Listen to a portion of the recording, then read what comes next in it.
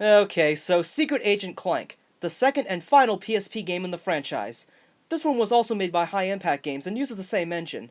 However, Sanzaru Games were the ones who ported it to the PS2. I have to be honest, out of all of the Ratchet and Clank games, this one is definitely one of my least favorites. Not entirely because it's different, it's just, let's take a look at what we have.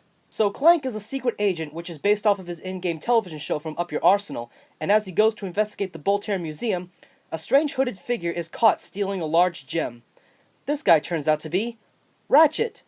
Yeah, in a strange twist, he is under mind control to steal this gem for some kind of evil plot. From there, Clank has to use all of his wits and spy gadgets to find out who is responsible. You are introduced to like 4 different bland villains until the game decides on which one it wants to stick with, but they were all very lazily written, so I couldn't find any of them all that enjoyable.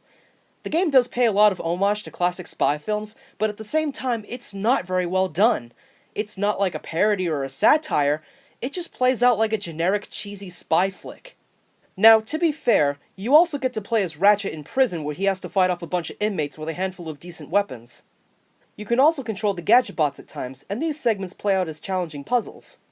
You can even control Captain Quark in some really hilarious sequences where he makes up stories for his biography, one of which is a really well done opera where Quark sings about his misadventures.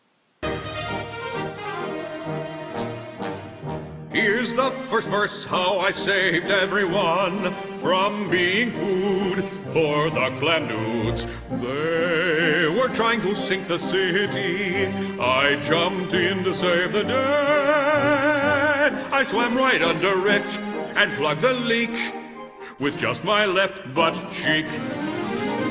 I turned the tables on the giant clams, cracking their heads with fists of lead. They were no match for my rugged brawn, and my wit as sharp as steel.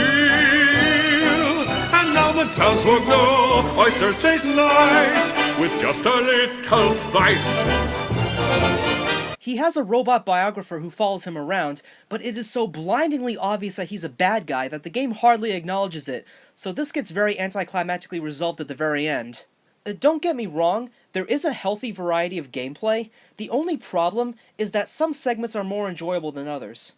As I mentioned a moment ago, Clank does have a few spy gadgets to use, but I found most of them to be pretty useless, in combat anyway.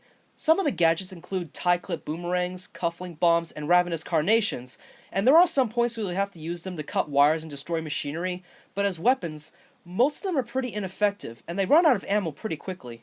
Fortunately, there are some stealth elements that aren't the best I've ever played, but at least the game rewards you for being stealthy. You also have some cool gadgets for stealth, such as a pen that covers cameras and laser traps in ink, and a holo monocle that lets you disguise yourself as an enemy.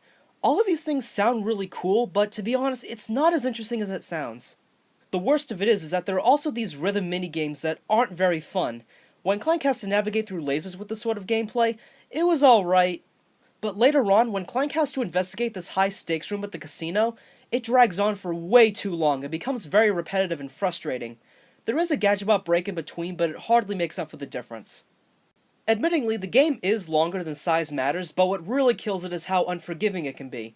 There are times when the difficulty gets pretty steep all of a sudden, and it loses its charm just as fast. Another problem I have is this scene. I think a friend of yours wants to say hello. Hiya, knucklehead. You remember me? No, sure. Last time we met, you were shooting down my helicopter. You know what it feels like to hit the pavement from 800 feet? Well, you're about to find out. And that's the last we ever see of him. I don't think the developers really finished going commando given the number of mistakes they made, starting with when the last time we really saw this guy was. One thing I don't get is how all this fits into the universe. Obviously this game is non-canon, but they do make references that this game takes place after size matters, so it clearly isn't an episode of Secret Agent Clank. In fact, I would actually prefer it if it was just them watching the show and these were the episodes, since that would make a lot more sense, but no! This is what we have. So with all those poor mechanics, I can at least appreciate it for what it tried to accomplish in terms of keeping Clank's segments semi-consistent like a spy film, but with all of its drawbacks, I don't have much reason to return to it. My personal recommendation, if you see it, just let it slip by unnoticed.